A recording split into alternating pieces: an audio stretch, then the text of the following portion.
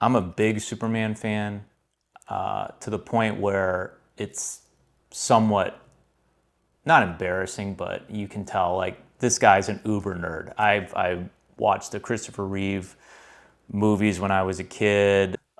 Basically anything you could think of with Superman, I've probably watched it, I've read it, I've consumed it.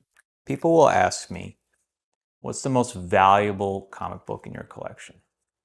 I would say it's this one. This is the most valuable comic book in my entire collection. The Adventures of Superman, number 500. Okay? I have another copy of it just so I can have an alternate cover. Look at that. 1 in 10,000 copies. Signed by the writer himself, Jerry Ordway.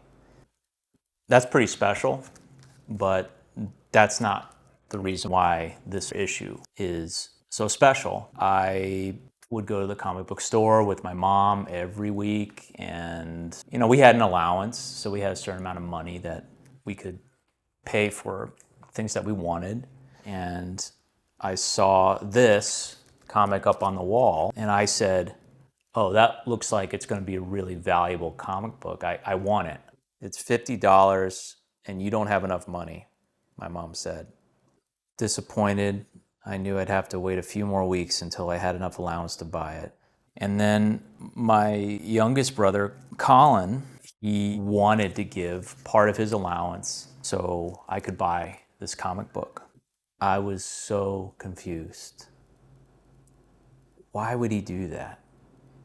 My mom tenderly replied, because he knows you really want it.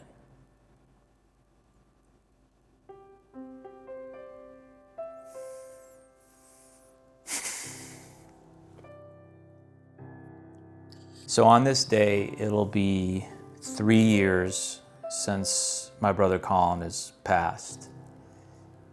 He had suffered from schizophrenia and depression, and he died by suicide.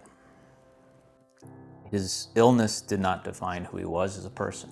He was still the same brother that I came to know and love over many, many years.